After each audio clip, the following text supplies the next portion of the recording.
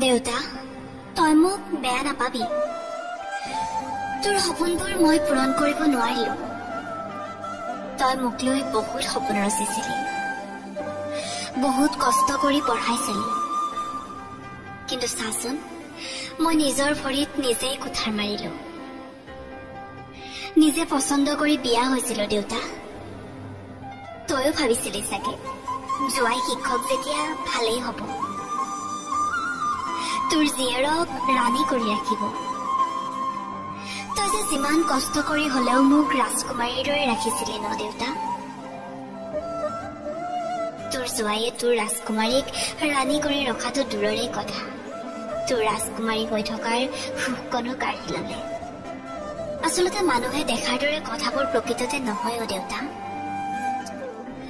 দূৰৰ পাহাৰখন দেখিবলৈ বৰ ধুনীয়া, ওচৰ পালেহে গম পোৱা যায় তাৰ খলা বোমাবোৰ।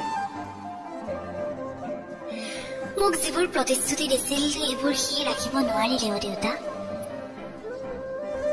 ময়ো তোক দিয়া কথা ৰাখিব নোৱাৰিলো। তই মোক বেয়া পাই নাথাকিবি, মই তোক বৰ ভাল পাওঁ। আমাৰ ঘৰখনত পইচাৰ অভাৱ থাকিব পাৰে, কিন্তু কেতিয়াও ঘৰখনত মই মৰম চেনেহৰ অভাৱ পোৱা নাছিলো অ দেউতা।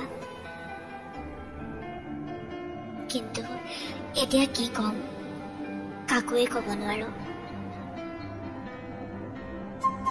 ভয় লাগে, কাৰোবাক কলে যেনিবা মোক হাঁহি। মই যে নিজে চাই বিয়া হৈছিলো দেউতা, মই মানুহ চিনি নাপালো। তই মোক কৈছিলি আজিকালি মানুহ চিনাটো বৰ টানুৱাই, মানুহ চিনোতে অকণমান সাৱধান হবি। কিন্তু মই মানুহ চিনি নেপালো দেউতা। কাৰোবাৰ মিঠা কথাত ভুল গলো, সঁচা বুলি ভাবিলো, যাৰ বাবে নিজৰ জীৱনটো ধ্বংস কৰি পেলালো। তইতো মোক লৈ সদায় গৌৰৱ কৰিছিলি, কিন্তু মই তোৰ একোৱেই গৌৰৱ ৰাখিব নোৱাৰিলো। ভাবিছিলো চাকৰি এটা কৰিম, তোক চাম, মাক চাম, কিন্তু মোৰ সপোনবোৰ পূৰণ নহলো দেউতা। শেষত সকলো পিতৃ মাতৃকেই এইটোৱেই কওঁ, ছোৱালী সদায় স্বাৱলম্বী কৰিহে বিয়া দিব, নহলে আৰু কিমানজনী পংখীৰ মৃত্যু হব ঠিক নাই।